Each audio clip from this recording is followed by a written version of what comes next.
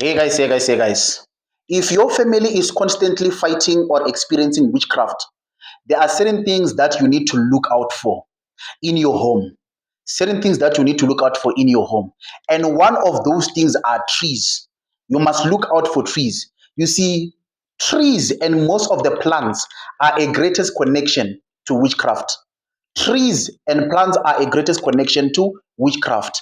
You might need to look out of those trees that you have planted in your home because most of them might be the trees that witches are connecting themselves to. You see, coven of witches, they meet under or they meet in different places. They meet in caves, they meet in the water, they meet in the land on the land, they also meet under the trees. So there are certain trees that you may plant and only to find out that they are a place where a coven of witches gather and they meet. So if you have planted trees in your yard or you have trees in your home, look out for those trees because some of those trees they are actually a portal where witches gather, where witchcraft activities are being performed. And some of you, if you have these trees and if God has given you that grace to see in the spiritual realm, one day, on a particular night, if you go out and you peep through and you look at the tree, you might see spiritual activities happening there. Why is this? You see, trees,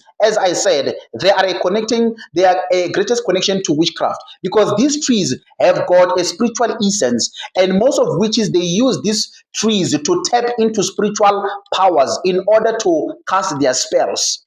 So it's not just every tree. So they meet under these trees because they know that if there are certain spells that when they perform, they will tap into the spiritual power of that tree because these trees they are different and they also have different types of spiritual powers or spiritual energies. This is why you see even sangomas, most of their mutis they are plants, they are trees because these trees have got spiritual essence. So if you have that this type of trees, you must look out because those trees might actually be the connection of witches. And you might find that even some of those witches that are meeting them are the very same witches that are performing witchcraft against you. This is why when you go into the bushes or when you go into the forest, you see pictures of people being tied on trees. The reason why they're being tied on trees is not because they're doing it for fun. The spell that they have casted in that individual's life, they have tapped into the power of that tree. They have tapped into the spiritual essence of that tree. So they attach the picture of that person towards that tree because they are tapping into the power of that tree. You see, trees can be very dangerous. Trees can be very dangerous when you have them in your yard.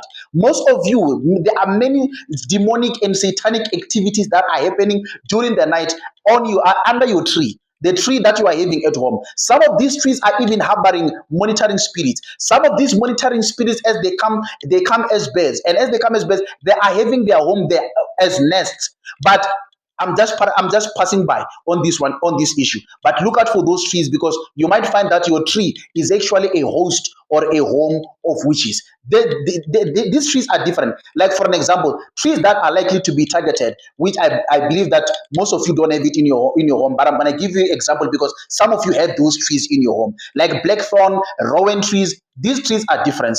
Even here in Africa, we have so many of those trees that witches are using.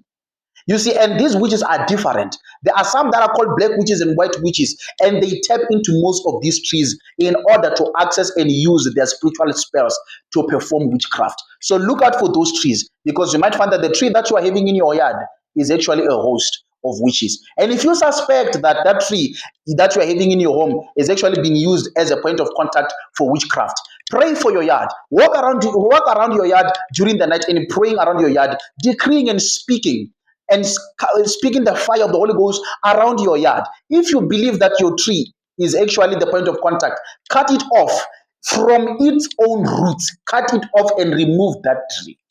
May God bless you. Shalom.